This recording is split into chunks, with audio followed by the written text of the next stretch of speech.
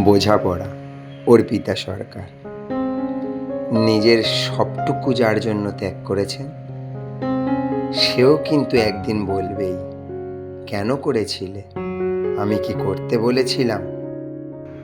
সমস্ত সমস্যায় তার পাশে থাকার পরেও একদিন কিন্তু শুনতে হবেই, আমার সমস্যা আমি মিটিয়ে নিতে পারতাম, তুমি না থাকলেও চলতো। তার সমস্ত হারিয়ে যাওয়া সম্পর্ককে চেষ্টা করে তার কাছে ফিরিয়ে দেওয়ার পরও কিন্তু আচমকা সে বলবে আপনিই নাকি তাকে একা করে দিতে চান। একটা দিন নিজের মতো চাইলেও ব্যস্ততার অজুহাত এসে দাঁড়াবে প্রাচীরের মতো। আসলে অনুভূতিগুলো মরে গেলে রয়ে যায় শুধু যুক্তি আর তর্কের পাহাড়। তখন কথার পিঠে কথা বসে, কে ভুল কে ঠিকের লড়াই চলে, কারণ সেই বিশেষ অনুভূতিগুলো তখন মৃত।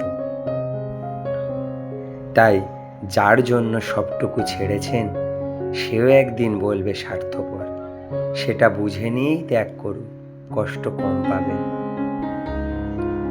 কারণ আমরা মুখে যতই বলি এক্সপেকটেশন রাখি না, আসলে ভিতরে ভিতরে কিছু চাওয়া তো রয়েই যায়।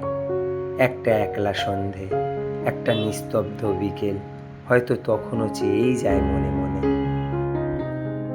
তাই তো আঘাতগুলো আঘাত হয়েই আসে, আর আমরা নতুন করে ভেঙে পড়ি।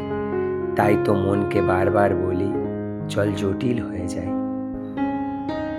কিন্তু অবাধ্য মন তবুও আশা করতে ছাড়ে না। আশা থাকলে আশা ভঙ্গ থাকবে নিশ্চিত। কোনটা ঠিক পাহাড়ের বাঁকের মতো, অসম্ভব রহস্যময়। আজ যেটাকে নিখাদ ভালোবাসা মনে হচ্ছে, কাল সেটাকেই মনে হয় শুধু বোঝাপড়া। আমার এই কবিতা আপনাদের যদি একটুও ভালো লাগে, তাহলে লাইক, শেয়ার ও সাবস্ক্রাইব করে পাশে থাকবেন। ধন্যবাদ।